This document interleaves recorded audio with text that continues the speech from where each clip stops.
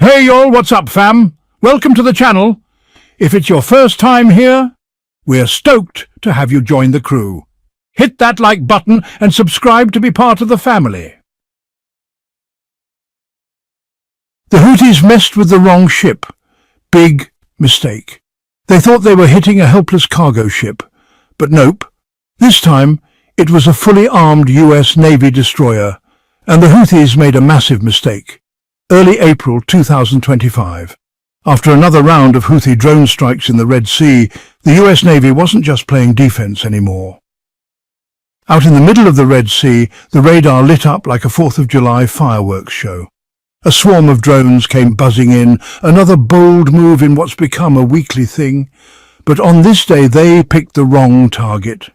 That cargo ship, it was actually an Arleigh Burke-class destroyer. Not only was it armed to the teeth, but it had the kind of tech that doesn't just defend, it hits back, hard.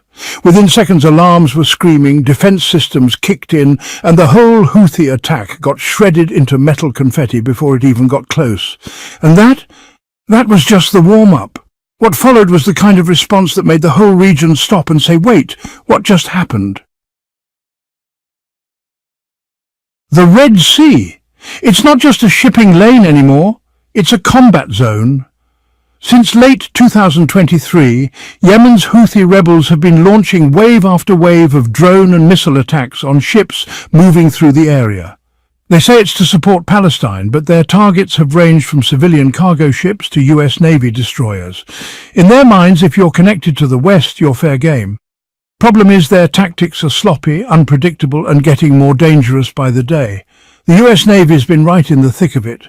Let's break down the numbers. Over 40 confirmed attacks on ships in just a few months. They've launched everything from one-way kamikaze drones to cruise missiles. And even ballistic missiles. Actual ballistic missiles fired at naval targets. Some got intercepted mid-air, some hit civilian ships. Oil tankers have had to bail out or take the long way around Africa, adding weeks to delivery times and costing billions. But not every ship took the hit lying down. Ships like the USS Carney, USS Gravely and USS Laboon were on the front lines under Operation Prosperity Guardian, keeping commercial shipping safe, and they were busy. The Carney alone shot down over 40 drones and missiles in multiple firefights. No warning shots. These were full-on high-tech combat intercepts using systems like the Aegis combat system SM-2 and SM-6 missiles and the Phalanx CIWs, those bad boys that spit out 4,500 rounds a minute and turn drones into dust. Those. But one attack stood out. A swarm of Houthi drones launched from western Yemen, buzzing low over the sea. Looked like another strike on a vulnerable tanker. But the radar blip they were chasing wasn't hauling oil. It was an Arleigh Burke-class destroyer. Seconds later, its radar lit up, tracking those drones from miles out. Orders were shouted, the deck came alive, and then, boom, boom, boom, the sky lit up as missiles and drones exploded mid-air.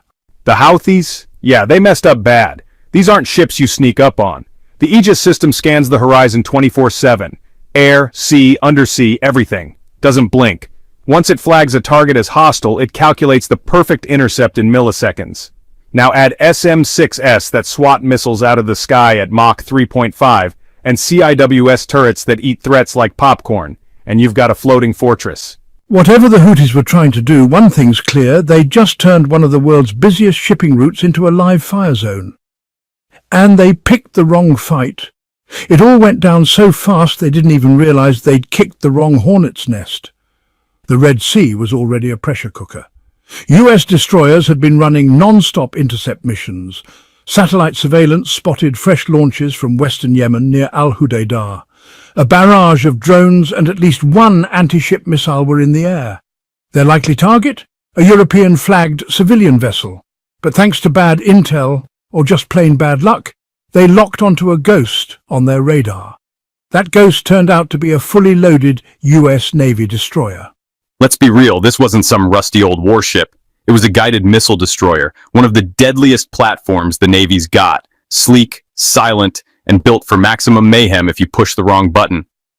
At first, everything seemed chill, routine escort mission, nothing weird.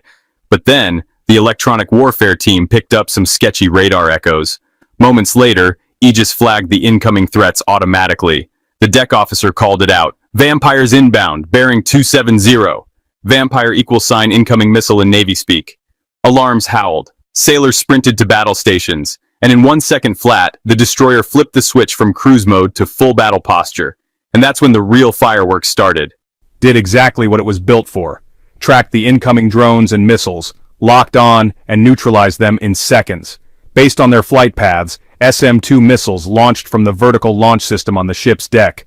Looked like lightning bolts tearing through the sky. One drone exploded mid-air, its shards raining harmlessly into the sea. Then another, and another, but they just kept coming. That's when the CIWS kicked in. Close-in weapon system. Basically a massive robotic Gatling gun, mounted fore and aft, spinning at up to 4,500 rounds a minute. When it locks on, it sounds like a buzzsaw chewing through the air. One last drone tried a last-second dive, gone in a flash, ripped apart mid-swoop, 90 seconds, that's all it took, 0 casualties, 0 damage, total domination. The Houthis probably thought they were sending a message. Instead, they sent their drones into a digital wood chipper, and unknowingly handed the US Navy the green light to strike back. Here's the thing, attacks like these don't just test defenses, they test resolve. And this time, the answer came fast. A few hours later, pilots were suiting up, flight decks were cleared, payback wasn't on its way, it was already in motion. But before we go there, imagine standing on that destroyer watching the night sky light up with explosions a few hundred feet above your head. If you were in command, how would you respond? Full-on revenge or strategic restraint? Let us know in the comments. No wrong answers, just your take. Because in this game, every second counts. And the Houthis? Yeah, they just ran out of time. The moment that last drone splashed down, the decision was already made. Within hours, jets launched from a nearby aircraft carrier group stationed in the Arabian Sea. This wasn't a routine patrol. This was a precision strike. The target? A Houthi-controlled launch site near the coastal city of Al-Hudaydah, a known hotspot for drone and missile launches. The US hit it hard using FA-18 Super Hornets, EA-18G Growlers, and MQ-9 Reaper drones for intel, recon, and real-time surveillance. Mission goal: take away their ability to launch for good. Phase 1, electronic warfare. Growlers went in first, jamming Houthi radar and comms. When you rely on early warning systems, silence is deadly. Phase 2, air defense suppression. Precision-guided munitions, likely AGM-88 HARM missiles, smashed radar stations, and SAM, surface-to-air missile batteries. They cleared the path for the next wave. Phase 3, the hammer drop. FA-18S swept in low and fast, unleashing GBU-38J dams and laser-guided bombs on hardened drone launch pads, storage bunkers, and command centers. One secondary strike hit a radar tower believed to coordinate missile launches across the west coast of Yemen. The night sky over Yemen lit up so bright, even fishing boats miles offshore saw it. Meanwhile, Reaper drones captured every frame, beaming it back to commanders aboard Navy ships and on the ground. Reports confirmed multiple secondary explosions, which only means one thing: they hit ammo. The Houthis tried to hide their toys, but US intel was sharp, and now that launch site's off the board, at least from those coordinates. And here's the wildest part: not a single US aircraft was hit. The whole strike group was in and out before sunrise. 24 hours later, satellite photos showed scorched buildings, collapsed bunkers, and a message written in fire. You don't get a free shot at the US Navy. This wasn't America's first retaliatory strike in Yemen, and it won't be the last. But the timing and speed of this one? It sent a message way beyond Yemen's borders. From Tehran to Moscow to Beijing, everyone took notes. And let's be honest, the US Navy doesn't like playing defense forever. At some point, the mission flips from intercepting to eliminating.